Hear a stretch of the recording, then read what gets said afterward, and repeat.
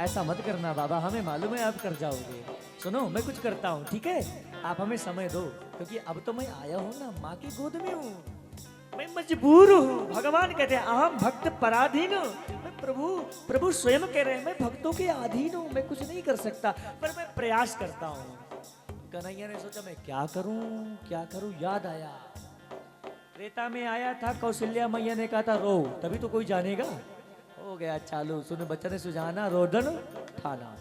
अब काले काले कन्हैया रोते रोते लाल हो गए, इतना रोई इतना रोई इतना रोए कि महाराज ब्रजवासी आ गए, गोपिकाएं आ गई, नंद बाबा नंद आ गई, यशोदा मैया आ गई, लाला को चुप करा रहे हैं, झाड़ा लगा रहे हैं, ब्राह्मण सुस्ती वाचन कर, कुछ नहीं समझ में आ रहा। अब तो मानो समरिया ब्रज के हो तुम तो आधार। हमारे कृष्ण को कुछ हो गया तो हम किसके पास में जाएंगे? हमारे जीने का क्या अस्तित्व है? ब्रजवासियों को इतना प्रेम हो था, अभी क्या करें हम? तब एक सखी दौड़ करके आई, यशोदा मैया ने कहा कैसे भी हो मेरा लल्ला चुप होना चाहिए, मेरा लल्ला ठीक होना चाहिए, तुम कहीं से किसी को लेकर के आओ, कोई तंत्र मंत्र को लेकर के आओ, कोई पंडित को लेकर आओ, कोई देवता, कुछ करो पर मेरे लल्ला को ठीक करो। हजारों दासियां थी भागी इधर उधर। एक दासी दौड़ करके आई शिव जी के पास में, बोले बाबा एक बात बताओ, कोई तंत्र मंत्र जानते हो? बोले हम तो तंत्र मंत्र के देवता ही हैं। बोले कोई रो रहा हो उसको शांत करा दोगे? बोले ऐसा शांत कराऊंगा जीवन भर नहीं रोएगा। नहीं। बोले मैं तो उसको दे ही नहीं सकती। बोले मैया लल्ला का सवाल है, दे दो ना, हमारा लल्ला रो रहा है, देखो ना उसकी हालत खराब हो गई है, दे दो, आपको क्या प्रॉब्लम है? बोले मैं उसके सामने तो झुक ही नहीं सकती। बोले झुकने का क्या सवाल है, लल्ला को ही तो देना ना, दे दो। बोले ठीक है बुला के लाओ। अब महाराज वो सखी गई, बोले चलो। बोले बाबा एक काको भूषणी जी पीछे थे, जैसे महाराज देवड़ी पे रखा तो उसने कहा एक लोग आएगा एक नहीं आएगा। तो काको भूषणी जी ने पकड़ा, बोले बाबा को, बोले हम सब बता देंगे कि तुम कौन हो, कुछ करो पर हम अंदर जरूर जाएंगे, हम दर्शन करने आए तो दर्शन होगा ही। तब शिव जी ने कहा कि मैया मुझे अब दिखता नहीं है, मैं बुढ़ा हो गया हूं ना, इसलिए ये रेखा पढ़ के बताता है, मैं फलादेश करता हूँ। हम दोनों के मंत्र चलते हैं, अकेले मंत्र हमारा नहीं चलता है। बोले ठीक है। और जैसे महाराज देवड़ी पे पैर रखा शंकर जी ने, वैसे कन्हैया रो रहे थे, हंसने लगे। और जब हंसने लगे ना, बस हमारे माताओं में सबसे बड़ा ये गुण होता है, कोई भी पंडित जी आ जाएंगे, महात्मा जी आएंगे, जी आ जाएंगे, थोड़ा सा कर दिया ना तो फिर तो पूरा विश्वास हो गया, बाबा जी अब बता ही दो सब कुछ। देखो ना बाबा ने पैर रखा और ये शांत हो गए। बाबा एक बात बताओ, क्या आप कोई ज्योतिष वोतिष जानते हो? हैं? बोले मैया बात करना ज्योतिष की बाद में, यदि मैं चला जाऊंगा ना, अभी मैंने पैरों से तेरी ड्योढ़ी को दबा रखा, इसलिए इसका जो नजर है वो दब गया, मैं यहां से गया कि नजर फिर खुला और ये रोने लगा। एक काम करना पड़ेगा, इस लल्ला का पहले सबसे पहले तू मुझे दर्शन करा दे, दर्शन करवाएगी ना तो समझ ले पूरी नजर खत्म। और यदि कहीं तूने मुझे गोद में दे दिया ना, फिर तो ये लल्ला जीवन भर का रोना बंद कर देगा तेरा। बाबा मुझे डर लग रहा है क्योंकि तेरे गले में सर्प है। बोले सर्प ये काटने आए ना, जहां पे शंकर भगवान हंस रहे थे ना, वहां पे रोने लगे और कन्हैया हंसने लगे, उल्टा हो गया। कन्हैया रो रहे थे ना, भगवान शिव की आंखों से गंगा यमुना प्रवाहित हो गई, बाबा की समाधि लगने लगी। कन्हैया ने पकड़ करके खींचा, क्या कर रहे हो, यहां मत समाधि लगा लेना, क्योंकि तुम्हारी समाधि एक दो दिन की नहीं होती, 10,000 वर्षों की होती है, और मुझे तो यहाँ 11 वर्ष भर रहना है, समाधि नहीं। और जैसे महाराज आंख खुली, काकर भूषणी जी ने दर्शन किया, तब मैया ने कहा कुछ विचारो ना मेरे लल्ला को। तब कन्हैया ने बाबा से कहा सब कुछ सही सही नहीं बता देना कि हम क्या करेंगे, थोड़ा बहुत बता दो। अच्छा एक काम करो, मेरे न पूछो कितनी कहाँ होगी कब होगी। बोले चिंता ना करो, बहुत अच्छी शादी होगी और बहुत ही शादी होंगी। जहाँ बोलने वाले थे तो कन्हैया ने फिर दाढ़ी पकड़ी, क्या कर रहे हो? अच्छा मेरा लल्ला कोई नौकरी वोकरी करेगा, पैसा रहेगा कि नहीं रहेगा? बोले सोने का घर बनेगा। बोले अरे राम सोने का घर बनेगा? बोले हाँ हाँ। बोले नौकरी वोकरी करेगा? बोले काम तो इसका बहुत चकाचक रहेगा, वो अब देख ही लोगे। इतना ही किया और बाकी कोई फलादेश नहीं किया कि 11 वर्ष के बाद ब्रज को छोड़ करके चला जाएगा तो कृष्ण कभी नहीं लौट के आएगा। इतना किया, लौट करके आए, कन्हैया की उस माधुरी छटा को भोले बाबा और काक भूषणी जी अपने हृदय में समाविष्ट कर लिया। पार्वती वो आज भी छटा, वो छवि मेरे हृदय में विराजमान है, राम प्रभु की और श्याम प्रभु की। बस पार्वती तुम देखी होती ना तो कहती मैं आज भी आनंदित हूँ। उस मूर्ति का रस पान करके मैं अपने जीवन को और सौभाग्यशाली मानता हूँ। पार्वती ने कहा इतने काहे उतावले हो रहे हो, दर्शन भी नहीं मिलता, भगा दिए गए थे। वो तो मेरी कृपा समझो ना जो दर्शन मिल गया। तुम्हारी कृपा? बोले हाँ, जब मैंने देखा कि मैया ने आपको भगा दिया और आपने भगवान के चरणों में प्रार्थना किया, तब मैं जाकर के दासी का रूप बना करके मैं यशोदा के तो मेरा जीना किस काम का। और वास्तव में पत्नी वही है जो अपने पति का हाथ पकड़ करके भगवान के चरणों में ले जाए। वही तो धर्म पत्नी है साहब। बोले मैंने देखा मेरे बाबा को दर्शन से वंचित कर दिया गया तो मैं दासी का भेष बनाया। यशोदा की यहाँ भी भूमिका निभाई और आपके यहाँ भी आई, वो मैं थी। बोले बाबा ने कहा जय हो पार्वती तुम्हारी, जय हो आपकी। वास्तव में साहब यदि जिसके हृदय में कन्हैया बस जाएंगे ना, देखो सांवरे को दिल में बसा कर तो देखो, दुनिया के मन से हटा कर तो देखो, दुनिया के मन से हटा कर तो देखो। बड़ा ही दयालु है बाके बिहारी, बड़ा ही दयालु है। जो भी कन्हैया को बसाना चाहते हैं हाथ ऊपर करके, जो भी कन्हैया को अपने हृदय में बसाना चाहते हैं हाथ ऊपर करके, वो बड़ा ही दयालु है बाके बिहारी, बड़ा ही दयालु है बाके बिहारी। एक बार वृंदावन आकर तो देखो, एक बार वृंदावन आकर तो देखो, ओ सांवरे को दिल में बसा कर तो देखो, सांवरे को दिल में बसा कर तो देखो। दुनिया से मन को हटा कर तो देखो, दुनिया से मन को हटा कर तो देखो। ओ बड़ा ही दयालु है बाके बिहारी, बड़ा ही दयालु है वो बाके बिहारी, बड़ा ही दयालु है बाके बिहारी, बड़ा ही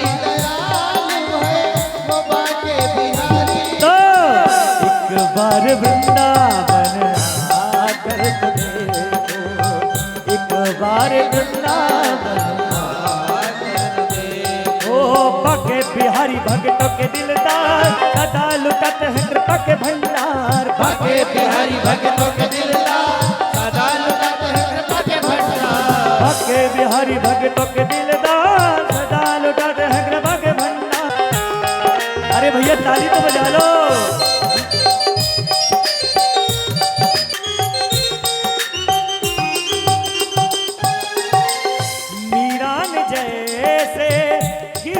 को पाया मीरा ने जैसे गिरधर को पाया, मीरा ने जैसे गिरधर को पाया, मीरा ने जैसे गिरधर को पाया।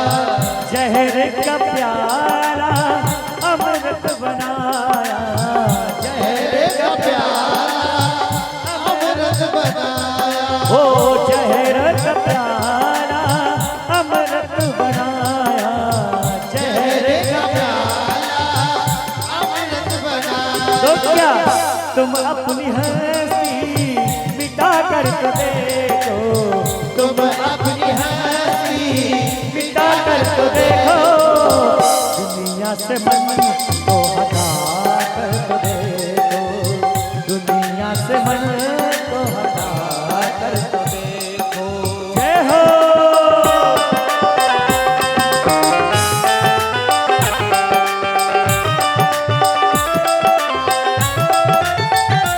जय हो।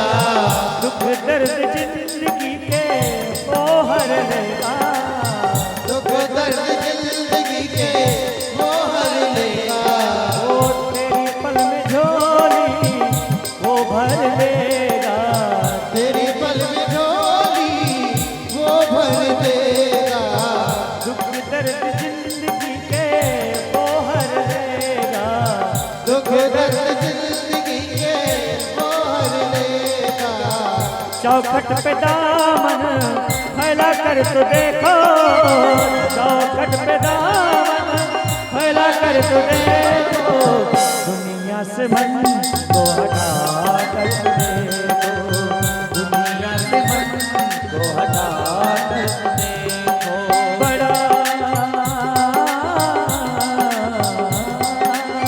बड़ा ही दयालु है बाके बिहारी, बड़ा ही दयालु है वो बाके बिहारी, एक बार वृंदावन आकर देखो, एक बार वृंदावन आकर देखो, बाके जय हो।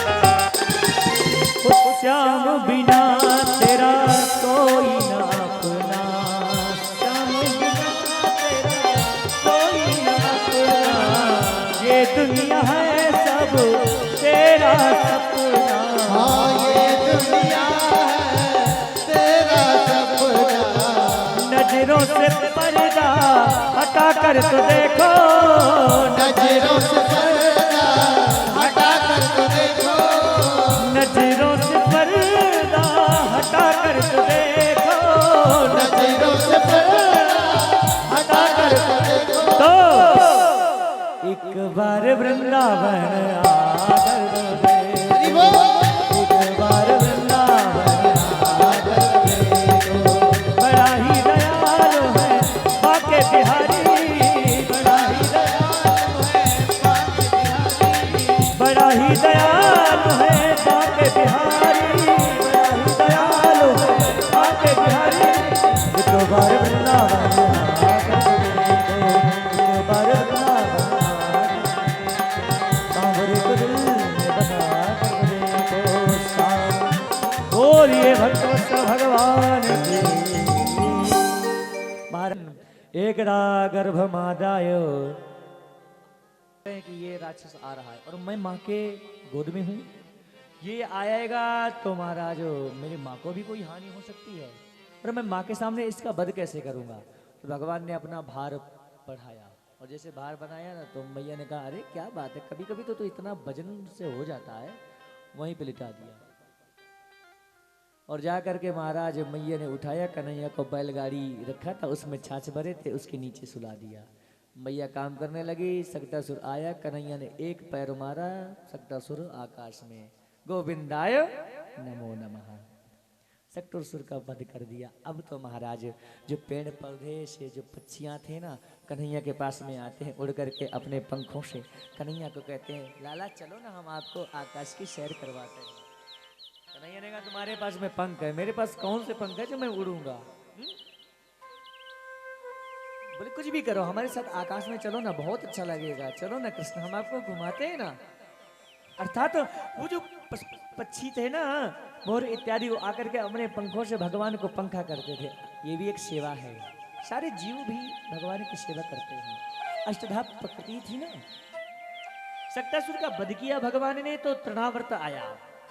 तृणावर्त ने कहा भगवान महाराज आप मुझे आज्ञा दें, मैं हमारे शत्रु को पकड़ करके, आपके बच्चा का जन्म होता है ना तो उसके ननिहाल से कितने खिलौने आते हैं ना, खिलौने आएंगे, बजाने वाले, घुमाने वाले, पालना आएगा, एरोप्लेन आएगी, उड़ाने वाला, चाबी भर दो उड़ेगी एरोप्लेन।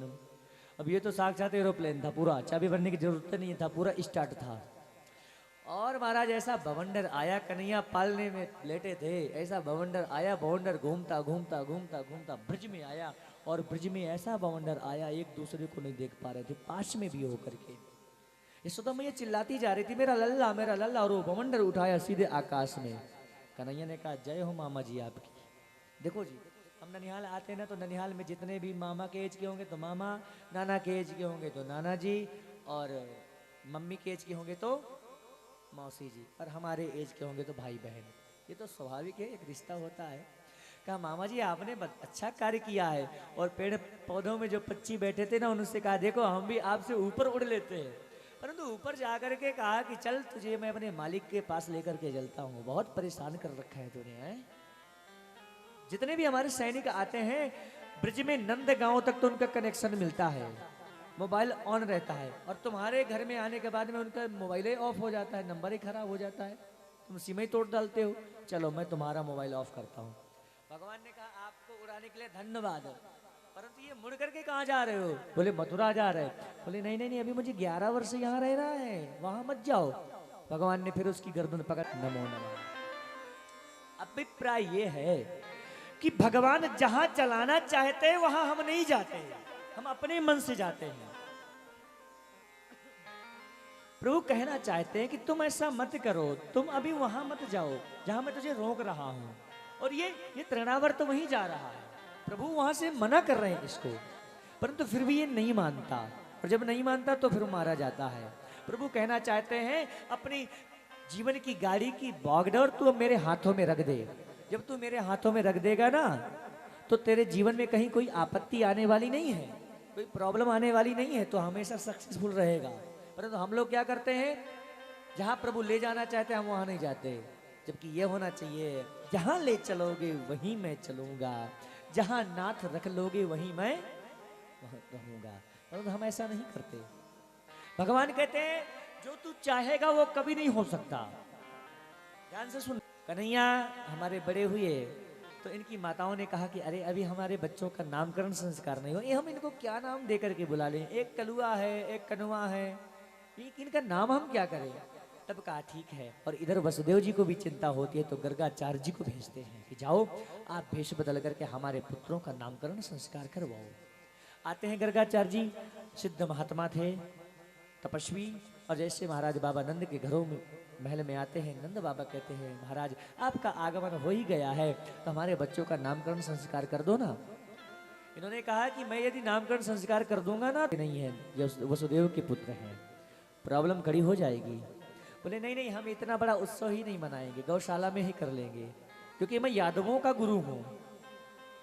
तब कहा कि ठीक है, जैसे भी आप करना चाहते हैं वैसे ही कर लो। और इधर जब आते हैं गौशाले में, इनके नामकरण संस्कार को कराया जाता है। तब कहते हैं रोहिणी माँ यशोदा जी से कहते हैं कि आपको बहन पता है, हमारे गुरुजी बहुत पहुंचे हुए हैं, परीक्षा लेना है। रोहिणी जी ने जैसे कहा, यशोदा मैया ने कहा नहीं नहीं, साधु की कभी परीक्षा नहीं लेनी चाहिए, महात्मा तो प्रतीक्षा से कृपा करता है।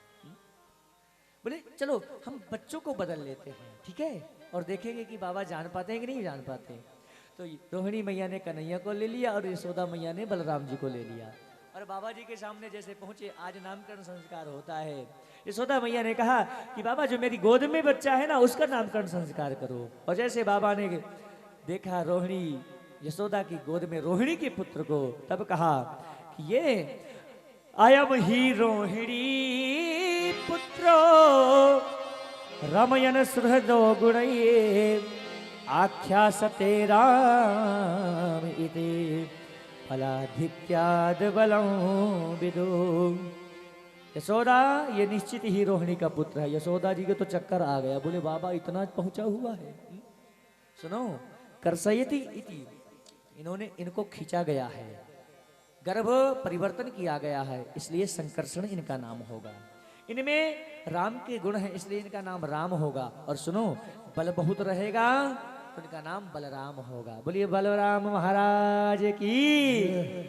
अब तो यशोदा मैया ने कहा बाबा ये जो कभी आप खंभे से निकलते हो, कभी आप कच्छप अवतार में आ जाते हो, कभी कीट बन करके आते हो, कभी पतंग बन करके आते हो, कभी ब्राह्मण बन करके आते हो, कभी क्षत्रिय बन करके आते हो, कभी वायु के रूप में हो जाते हो, कभी पीत वर्ण में आते हो, कभी श्याम वर्ण में आते हो, कभी श्वेत वर्ण में आते हो। आपको हम क्या नाम दें? भगवान ने कहा जो इस समय का मुहूर्त हो वही दे दो ना। तब कहा ठीक है। बहूनि संति नामानि रूपाणि च सुतश्ते गुण कर्माणु रूपाणि तान्यहं वेदनो जनः। मछली के अंदर कांटा होता है ना, जो उसमें कुछ लगा करके हम जल में फेंकते हैं तो मछली फंस करके आती है।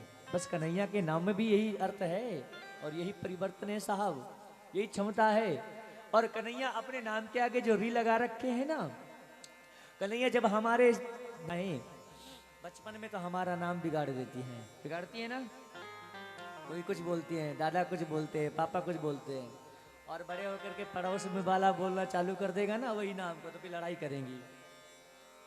बेटा हमारा हम कुछ भी बोले तुम क्यों बोल रहे हो, हमने ये नाम रखा है तुम बोलो।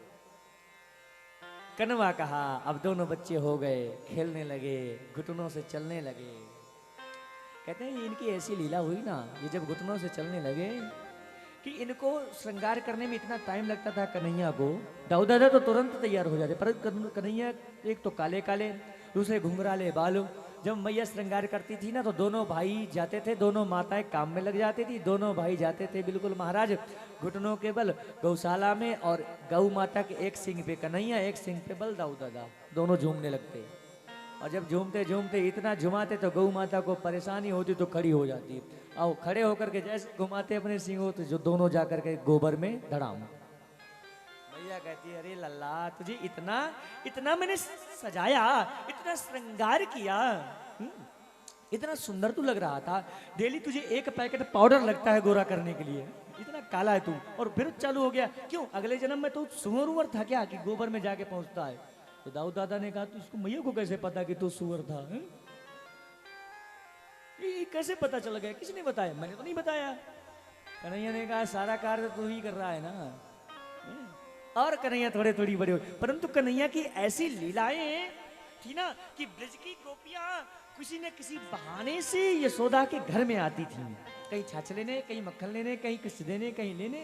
और ब्रज में आने के बाद में कन्हैया के दर्शन करने के लिए आती थी कि इसी बहाने कन्हैया का दर्शन हो जाएगा।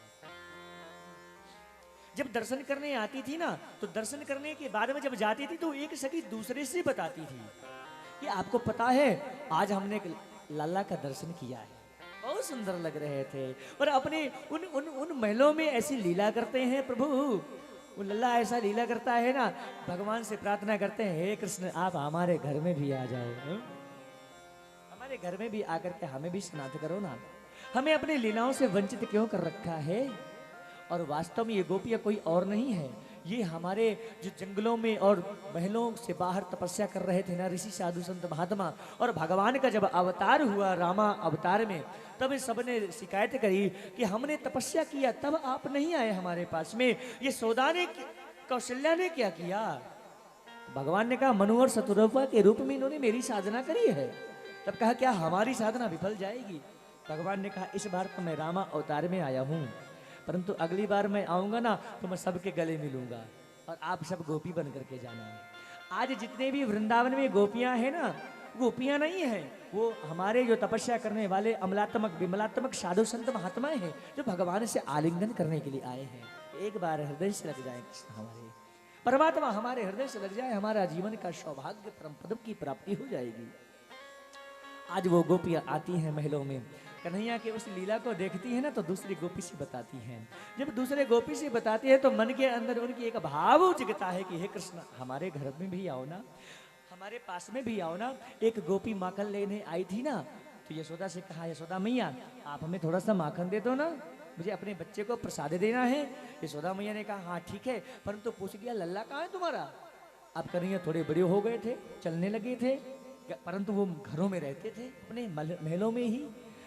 तो मैया ने आवाज लगाया लल्ला कहाँ हो? तो लल्ला कुछ और नहीं कह रहे थे महाराज, लल्ला उस कोठली के अंदर थे, कमरे के अंदर जहां माखन रखा था। अब माखन रखा था तो कन्हैया ने माखन उठाया तो हीरे जवाहरातों के खंभे लगे थे तो चेहरा दिखता था। तो कन्हैया ने सोचा मैं ही सबसे बड़ा चोर था, ये मुझसे बड़ा भी चोर आ गया, अब तो मैं पकड़ा जाऊंगा, यहाँ तो दो दो। कन्हैया ने मक्खन लिया तो कहा देख बताना नहीं, आधा तू खा ले आधा मैं खा लूं। कन्हैया ने जब वैसे कहा ना आधा तू खा ले, और मैया ने बात कर रहे थे अपने दर्पण से कृष्ण उतने में मैया ने आवाज लगाई लल्ला कहाँ हो तुम। लल्ला ने कहा मैया दौड़ करके आ तेरे कमरे के अंदर चोर घुसा बैठा है। मैया दौड़ करके पकड़ा, जिसके घर में तुझसे बड़ा चोर हो वहां कोई चोर आ सकता है क्या? दुनिया का चोर तो तू ही ना। इस लीला को गोपी ने देखा तो जाकर के गोपियों से बताया भगवान की उस कथा को, और मन के अंदर व्याकुलता समाई। तेरे मक्खन में कीड़िया हो गई हैं। बोले कहाँ है कीड़ी? तेरे मुख में तो मक्खन लगा है। बोले एक कीड़ी थी मैया, पैरों से चढ़ी कमरे में आई, मेरे हाथ में तो मक्खन था, वो कमर से मेरे मुख में आई, मैंने उसको हटाया तो लग गया मक्खन, अब मेरा क्या दोष? मैया समझ रही है, देखो ना मेरा लल्ला कितना सयाना हो गया है, कितनी बड़ी बड़ी बातें बनाता है। आज महाराज सारी ब्रज की गोपियों ने एक निर्णय लिया, क्या? कि चलो आज हम बिल्कुल ही झूठा मैया के यहाँ शिकायत करने जाएंगी। और आज 5-7 गोपियां आकर के करें यशोदा मैया तेरे लल्ला ने हमारी मटकी फोड़ी, मक्खन चोरी किया और ऐसा ऐसा कार्य गिराया जो कन्हैया कभी सोच भी नहीं सकते थे। कन्हैया समझ गए कि ये सुबह से आज तो लल्ला घूमने गए और जाकर के कैसा कैसा कृत्य किया। गायों के बछड़े खोल दिया, जिसके छोटे छोटे बच्चे और छोटी छोटी लालियां खाट में सो रही थी उनकी चुटिया बांध दिया। सारे काम उल्टे करके जिन्होंने गिनाया वही किया। और ये कार्य जब कर लिया फिर गोपियां शिकायत लगाने आई, मैया अरे यशोदा मैया निकल करके आई। बोले क्या हुआ? बोले अपने लाला की शिकायत सुन ले, क्या किया है? तब गिना रही हैं कि वत्सान मुंचत क्वचित समये कोप संजात हासा तेयम स्यादात्यदधिपयः कल्पितैस्तेययोगैः मरकान भोच्छान विभजति सा चैनाति भाण्डं भिनन्ते द्रव्यालाभे सग्रह कुपितो यातवत क्रोध गोकान।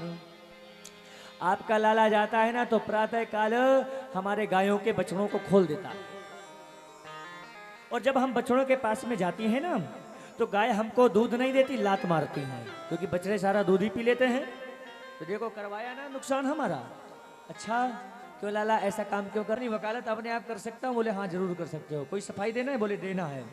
क्यों खोलते हो? बोले मैया जब मैं प्रातः काल उठ करके जाता हूँ ना तो ये गोपियां 8 बजे तक सोती हैं, और जब कन्हैया कहते हैं मैं जाता हूँ और गायों की तरफ देखता हूँ तो गौ माता और बछड़े दोनों एक दूसरे को रंभाते हैं। और देखो उसने उसके बच्चे को बांध रखा है, बेचारा बछड़ा भूखा होता है। मैं जा करके जैसे उसके बच्चे को खोलता हूँ ऐसे जा करके अपनी माँ से लिपटता है, जैसे मैया देख मैं तुझसे लिपट गया। बता क्या गलती किया? यशोदा मैया ने कहा खबरदार आज के बाद 5 बजे आप अपने बच्चों को दूध पिलाएंगी, ठीक है? इसमें मेरे लल्ला ने क्या किया? तुम्हारा काम ही सरल कर दिया है। बोले मैया दूध सब पी गया, चाय बनाने के लिए भी नहीं है। बोले चाय के लिए दूध नहीं तो ग्रीन टी पी लो, कोई प्रॉब्लम है क्या तुम्हें? बिना दूध की पी लो, आजकल बिना दूध की चाय नहीं चलती क्या? खबरदार। अब दोबारा शिकायत किया। बोले इतना ही नहीं है, फिर बोले जाता है तो हमारे बच्चे को और हमारी लाली सोती होती है ना खाट में बांध देता है, और जब चुटिया बांध देता है तो उसके मुंह में कहता है हौवा, और बेचारी जब डर के उठती है तो चुटिया उखड़ जाती है। ये क्या है? ये क्या है? बोले मैया बिटिया को आंगन के बाहर सुलाती है, ये तो मैं ही आता हूँ, कहीं कोई बंदर आ गया तो मैं तो हौवा ही बोलता हूँ, वो तो बउआ बना के चला जाएगा, फिर क्या हो जाएगा? देखो गोपियों तुम्हारी कमी है। बोले इतना ही नहीं मैया हमारे घर में आता है तो माखन चोरी करता है, माखन खाता है, ठीक है, गोप बालों को खिलाता है, बंदरों को खिलाने की क्या जरूरत है? बोले मैया जब हम खाते हैं ना तो बंदर भी मांगते हैं, तो मैं बंदर को देता हूं तो मुख में भर के फिर दूसरा मांगता है। बोले मैया भांडम भिनंती, मटका भी फोड़ देता है? मटका भी फोड़ देता है। बताइए ऐसा कोई करना चाहिए ना क्या? बोले मैया मैं जब खाता हूँ मक्खन बार बार हाथ लगाता हूँ फूट जाता है, मैं क्या करूँ, मेरा क्या दोष, इतनी